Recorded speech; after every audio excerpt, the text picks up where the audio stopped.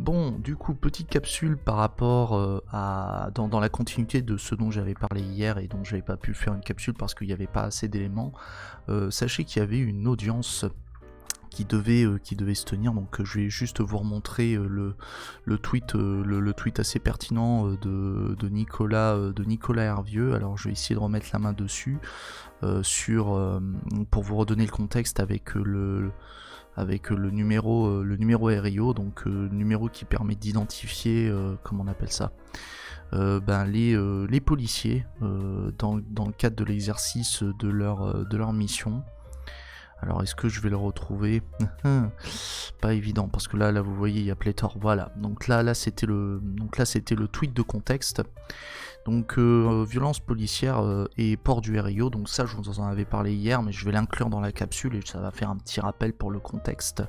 Il y a une audience de référé liberté, donc qui se tient, qui s'est tenue, puisque c'est passé, donc qui s'est tenue lundi à 10h30 au Conseil d'État. Donc, et là, à cette occasion, Nicolas Hervieux nous a rappelé que tout policier et gendarme est tenu de porter son numéro d'identification individuelle, donc sous la forme du RIO, ce qui en pratique est loin d'être toujours le cas. Et encore, c'est un euphémisme. Donc là, vous avez aussi ce tweet de la Ligue des droits de l'homme, qui a indiqué que elle, ainsi que le syndicat des avocats, syndicat de la magistrature et A4 France, donc ont saisi le Conseil d'État pour exiger la mise en place d'un matricule visible en toutes circonstances à plusieurs mètres et mémorisable. Face à l'urgence, ces différentes personnes ont décidé de déposer un référé liberté. Que je vais vous remontrer les dispositions du référé liberté. Donc c'est prévu au L521-2 du code de la justice administrative.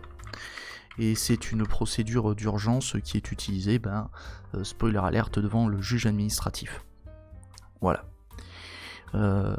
Et du coup, je vais vous lire les dispositions. Donc, saisi d'une demande en ce sens justifiée par l'urgence, le juge des référés, donc liberté, peut ordonner toute mesure nécessaire à la sauvegarde d'une liberté fondamentale à laquelle une personne morale de droit public ou un organisme de droit privé chargé d'une mission d'une gestion d'un service public aurait porté dans l'exercice d'un de ses pouvoirs une atteinte grave et manifestement illégale.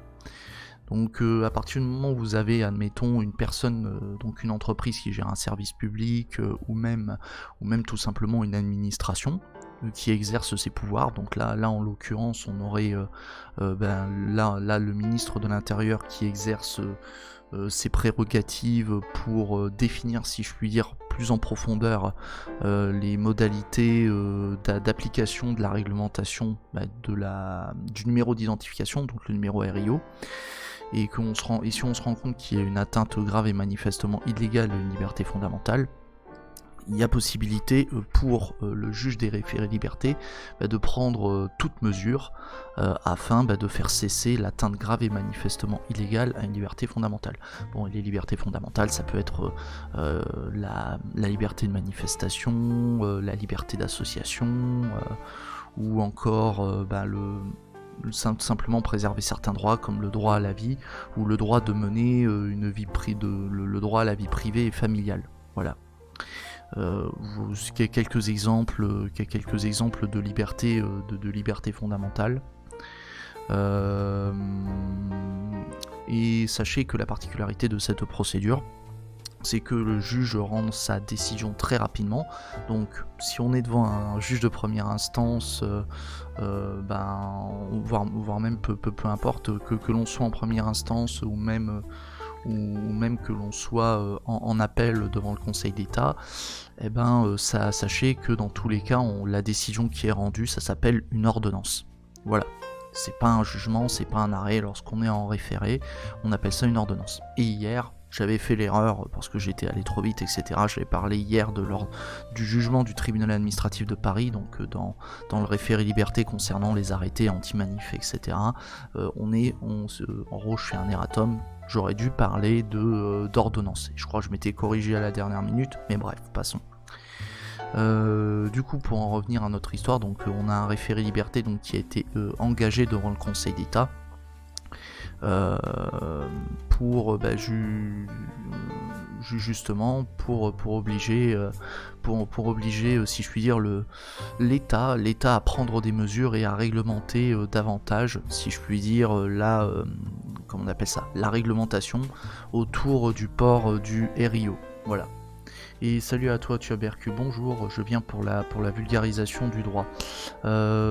Écoute, sois le bienvenu. Alors je tiens à te préciser Tubercule qu'on fait pas que de la vulgarisation, et encore la vulgarisation est somme toute accessoire, parce que ici on présente avant tout de l'actualité autour du droit, on fait de la lecture, et de temps en temps bien sûr je peux peut-être essayer de donner 2-3 explications qui sont vulgarisées, mais c'est pas le cœur même de la chaîne. Voilà. C'est juste pour te prévenir. Après, si ça t'intéresse d'avoir quelques actualités autour du droit que tu peux utiliser notamment dans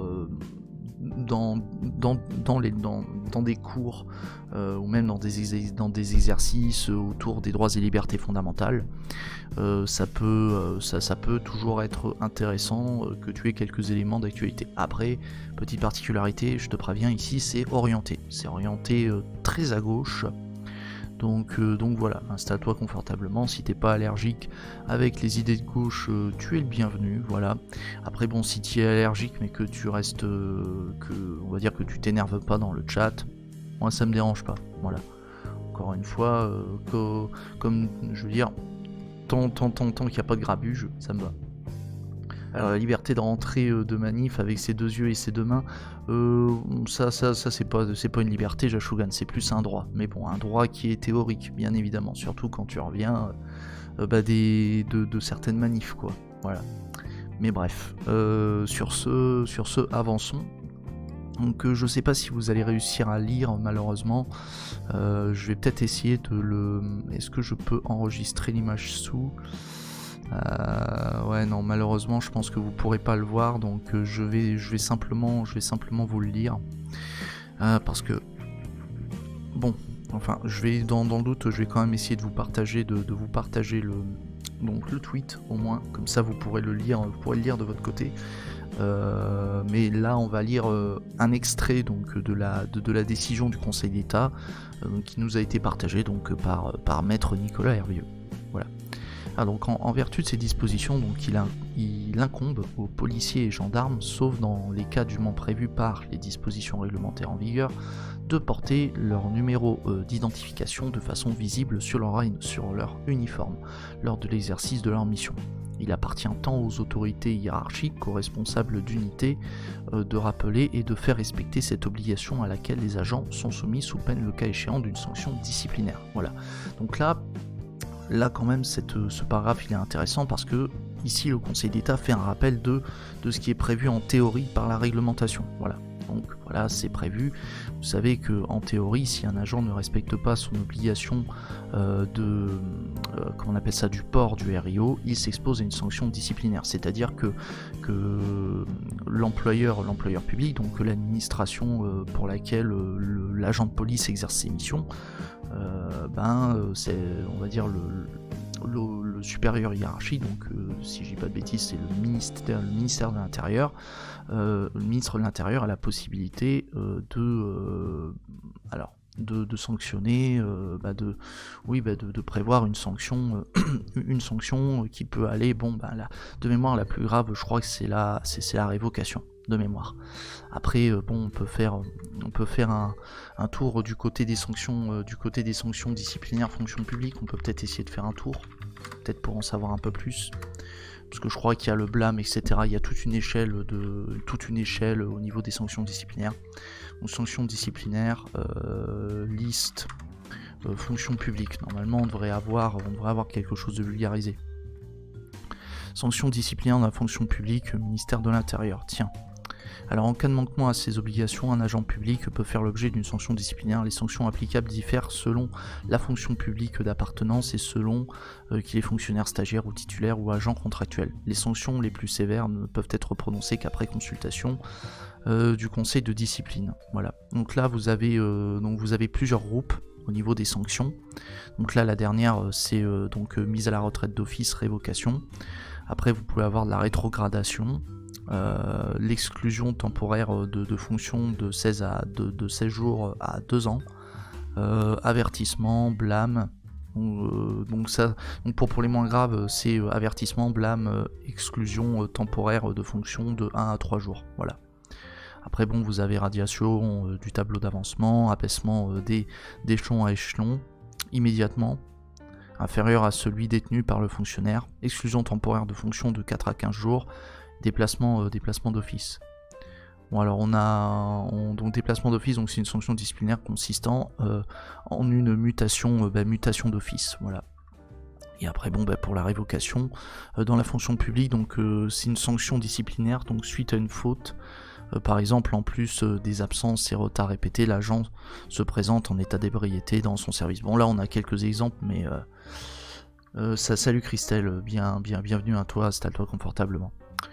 Donc là au moins si vous voulez en savoir plus, donc vous avez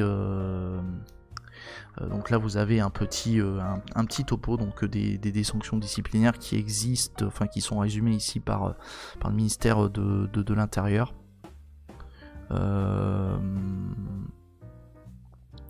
Alors hop, donc je regarde. Alors après c'est des exemples de comment on appelle ça, c'est des exemples de sanctions, puisque là vous avez des sanctions qui peuvent légèrement varier. Par exemple là on voit qu'il y a des sanctions qui sont spécifiques pour les pour les fonctionnaires stagiaires par exemple. Il y a quelques changements. Voilà, il y a un nombre de sanctions qui est moins important ou qui sont plus spécifiques. Et après bon, vous en avez aussi, il me semble, pour alors je crois que j'avais vu qu'il y avait un volet pour les agents contractuels. Alors attends, je crois que j'avais vu contractuel quelque part. Alors attends. Ah, s'il veut bien faire la recherche, ce serait top. Voilà, contractuel. Donc sanction, donc pour les contractuels, il y a aussi l'avertissement, le blâme, exclusion temporaire. Et ensuite, par contre, il n'y a pas un mécanisme de révocation, mais il y a un mécanisme de licenciement. Voilà, mécanisme de licenciement. Bref, donc là, c'est pour vous donner un exemple de ce qu'on entend par sanction disciplinaire. Ça me fait marrer, j'ai mal noté, dans le chat, j'ai mis contractuel. Bref. Le streamer en carton. Est-ce que je vous ai partagé ? Ouais, c'est bon, je vous ai partagé les sanctions. Donc voilà, encore une fois, en théorie, si l'agent de police ne respecte pas les sanctions, il peut se faire taper sur les doigts, donc par le supérieur hiérarchique, voilà. Bon, il résulte de l'instruction en particulier donc de différentes pièces versées au dossier et des débats lors de l'audience du référé, ainsi que le montrent les associations et syndicats, donc requérants, en produisant des photos et des vidéos. Alors l'obligation de port du numéro d'identification n'a pas été respectée en différentes occasions par des agents de la police nationale pendant l'exécution de leur mission, en particulier lors d'opérations de maintien de l'ordre, ce qui traduit des manquements aux dispositions réglementaires précédemment citées. Bon, le Conseil d'État reconnaît ici qu'il y a eu effectivement des manquements par certains agents.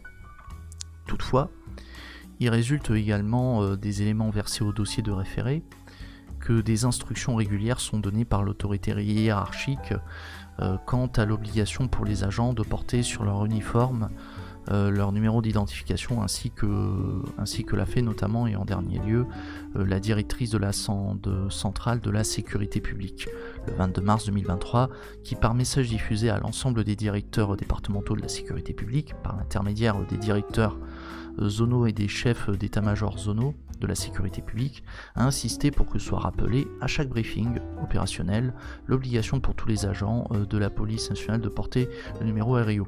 Ça me fait marrer, en gros c'est la méthode macroniste. Au fait les gars, oubliez pas votre numéro RIO. Voilà, c'est un peu ça l'idée. Et pour le Conseil d'État, le Conseil d'État il prend note de ça. Et ça va pas tellement malheureusement dans le sens des associations et des syndicats. Parce que quand je parle des syndicats, je parle syndicat de la magistrature et syndicat des avocats. Et pour association, je parle de la Ligue des droits de l'homme. Bon, les indications données dans le cours de l'instruction du référé ne permettent pas de caractériser pour l'ensemble des unités de police et de gendarmerie l'ampleur des manquements qui peuvent subsister en dépit des instructions données. Ça, c'est assez emmerdant. En fait, concrètement, ce que reproche le Conseil d'État aux syndicats et à l'association, et je suis navré, ça va vous faire péter un câble, chers camarades, pour le Conseil d'État, il n'y a pas suffisamment d'éléments pour prouver que c'est toutes les unités de police qui ne respectent pas la réglementation. Voilà. En gros, le Conseil d'État valide, si je puis dire, en somme, la doctrine qui circule pas mal. Enfin, je dis doctrine, mais plutôt les propos qui circulent en général, à savoir le fait que les flics qui respectent pas le port du numéro RIO, ce sont des brebis galeuses. Voilà. Alors que bon, pas se leurrer, il y a des chances à ce que voilà, il y ait, c'est très pratique pour l'institution policière de ne pas respecter cette réglementation. Voilà. Bref. Oui, voilà, et tubercule, on est d'accord, l'emoji sourire tête à l'envers est on ne peut plus approprié. Et salut Dayon et salut Baleno. Salut, la procédure allégée, c'est tirer légèrement l'oreille du fonctionnaire en prononçant la formule punitive réglementaire. Grognard, je suis fier de vous. C'est pas mal non plus, Baleno. Lol, pas un seul le porte. Oui, voilà, c'est ça l'idée des ions. C'est pour ça que je suis navré. Alors bon, toi tu le prends à la rigolade. Bon, j'imagine tu dois rire jaune, mais bon, voilà. C'est ce qu'on conclut le Conseil d'État, voilà. Donc le Conseil d'État, en fait, si on veut résumer la décision du Conseil d'État, c'est, écoutez, il y en a quelques-uns qui les brebis galeuses ne portent pas le RIO, mais bon, derrière, vous savez, ils devront faire l'objet de sanctions disciplinaires si c'est le cas. Donc c'est pas à moi, Conseil d'État, de faire le job, c'est et d'obliger les autorités à être plus sévères. Non, les autorités, elles ont juste à faire le taf et à prévoir des sanctions disciplinaires pour ces personnes-là. Mais c'est pas au Conseil d'État de le faire. Là-dessus, encore une fois, juridiquement, le Conseil d'État, il peut pas faire grand-chose. C'est pas le Conseil d'État qui sanctionne ici comment on appelle ça, qui sanctionne ici directement les agents. C'est à l'autorité comment on appelle ça, c'est à l'autorité de le faire. Voilà. Après, question qui pourrait être intéressante, est-ce qu'il y aurait pas éventuellement possibilité pour les victimes, pour les manifestants, si je puis dire, de déposer, si je puis dire, une action en responsabilité de l'État pour ne pas suffisamment avoir mobilisé les moyens nécessaires pour faire respecter la réglementation en termes de port du RIO. Là, il y a une tentative de contraindre l'État, là, dans le référé liberté, à faire respecter davantage la réglementation. Bon, là, le Conseil d'État dit non, mais est-ce qu'il y aurait possibilité au moins d'obtenir un petit pécule, d'obtenir une compensation financière, une réparation financière? Je pense que ça risque d'être difficile, puisque déjà ça va être compliqué de caractériser une faute, puisque là, le Conseil d'État estime que bon, il n'y a pas lieu de contraindre l'État à prendre davantage de mesures pour faire respecter la réglementation du port du RIO. Et aussi, il y aura un autre problème, ce serait de caractériser le préjudice subi par les manifestants. On pourrait imaginer un préjudice du fait qu'il y aurait peut-être éventuellement des complications pour les requérants de saisir la justice et d'identifier clairement les agents qui n'auraient pas respecté la réglementation, etc. Et en plus qui les auraient matraqués derrière. Donc, et que ça rendrait plus difficile pour eux d'engager des poursuites, etc. Donc est-ce que ça pourrait caractériser un préjudice? Pas certain. Et en plus établir le lien de causalité et essayer de démontrer que à cause de la réglementation laxiste autour du port du RIO, les manifestants subissent un préjudice, compliqué à déterminer. Donc clairement, c'est une piste qui peut être explorée, mais qui me semble difficile à mettre en œuvre, quoi. Voilà. Poursuivons la lecture. Donc par ailleurs, il résulte aussi de l'instruction, ainsi qu'il a été exposé lors de l'audience, que le port du numéro d'identification sur l'uniforme n'est pas le seul élément permettant d'identifier les agents de police et de la gendarmerie intervenant dans le cadre d'opérations de maintien et ordre.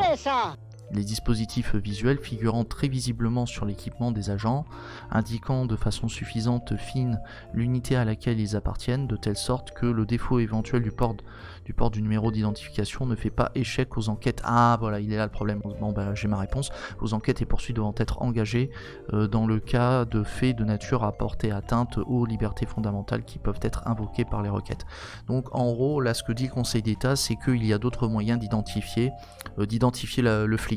Quoi. Voilà, c'est ça l'argument du Conseil. C'est un des autres arguments qui est avancé par le Conseil d'État. Ouais, voilà.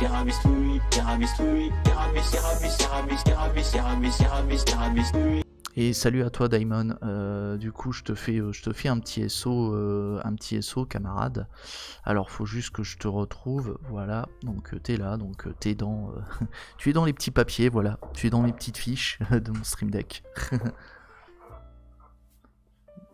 D'ailleurs Malgus, pas mal comme on appelle ça, comme emote, pas mal du tout.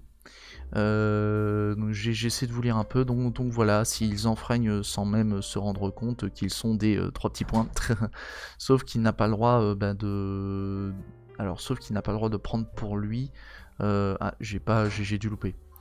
Si c'est lui qui est borgne, c'est lui qui prend, j'imagine que c'est Alliance qui est surpuissant là. Et bonjour, vive la révolution, comme dit Daimon. Classe. Oui, il est classe ton emoji, ton emote Malgus, elle est vraiment sympa. Dans ces conditions, il n'apparaît pas en l'état de l'instruction que les manquements constatés au port du numéro d'identification traduirait une carence suffisamment caractérisée à faire respecter l'obligation en cause de nature à porter par elle-même une atteinte grave et manifestement illégale à une liberté fondamentale, justifiant que le juge des référés du Conseil d'État fasse usage en prononçant une injonction des pouvoirs qu'il tient de l'article L521-2 du Code de justice administrative. Bon, traduction, ça veut dire que le manque de, si je puis dire, le manque de contrôle, si je puis dire, de la part de l'État, enfin de la part des supérieurs hiérarchiques, enfin du supérieur hiérarchique à l'égard de la police et à l'égard des gendarmes dans le port du numéro RIO, donc du numéro d'identification.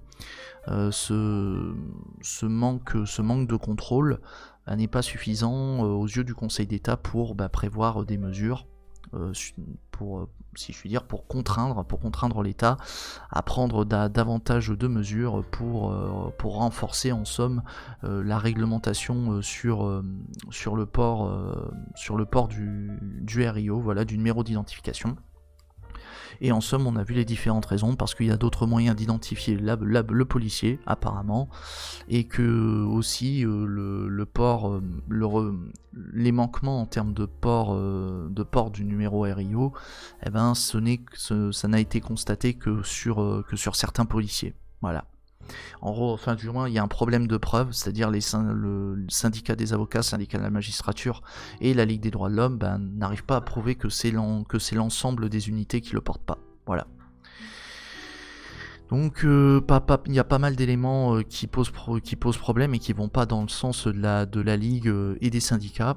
Et on a vu qu'il y a un autre point, c'est qu'il y a aussi une indication somme toute molle, enfin un espèce de rappel qui est effectué par comment on appelle ça, par la directrice centrale. Les gens n'ont plein de cul des armes. C'est raciste ça, monsieur. Voilà, il y a un rappel donc de la directrice centrale de la sécurité publique sur la nécessité de porter le numéro RIO. Voilà. Et donc tous ces éléments combinés, ça va dans ça va pas dans le sens de démontrer qu'il y a une atteinte à une liberté fondamentale et que du coup le Conseil d'État a pas de marge de manœuvre, soi-disant, pour contraindre davantage l'État à faire respecter cette réglementation. Voilà.